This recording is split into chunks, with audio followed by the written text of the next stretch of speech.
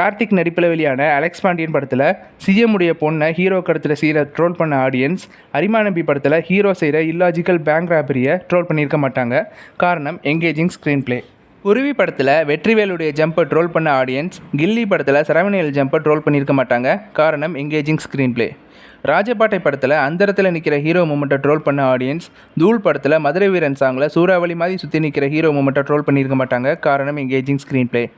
சிங்கம் 3 படத்தில் ஒரு போலீஸ் ஆஃபீஸர் தன்னோட பேட்ரோல் வண்டியில் போய் புறப்பட ரெடியாக இருக்கிற ஃப்ளைட்டை நிறுத்துறத ட்ரோல் பண்ண ஆடியன்ஸ் இந்தியன் படத்தில் இந்தியன் தாத்தா தன்னோட வண்டியில் ஃப்ளைட்டில் ஏற போகிற சந்துருவை நிறுத்துறத ட்ரோல் பண்ணியிருக்க மாட்டாங்க. காரணம் எங்கேஜிங் ஸ்க்ரீன் பிளே. இந்த வகை லாஜிக் ஒரு புறம்னா ஃபைட் அப்படின்ற விஷயத்தில் ஹீரோவுக்கு லாஜிக் தேவையில்லை, ஆனால் ஹீரோயினுக்கு லாஜிக் தேவை அப்படின்ற ஒரு விஷயம் இருக்குது. அது என்னென்னா, ஒரு ஹீரோ ஃபைட் பண்ணணும்னா அதுக்கு ஹீரோன்ற ஒரு இமேஜ் போதும், ஆனால் ஹீரோயினுக்கு ஒரு பேக் ஸ்டோரி தேவை. உதாரணமாக மௌனகுரு படத்தில் ஹீரோ சண்டை போடுறதுக்கான காரணம் அவன் கோவக்காரன் அப்படின்னு மட்டும்தான் சொல்லியிருப்பாங்க.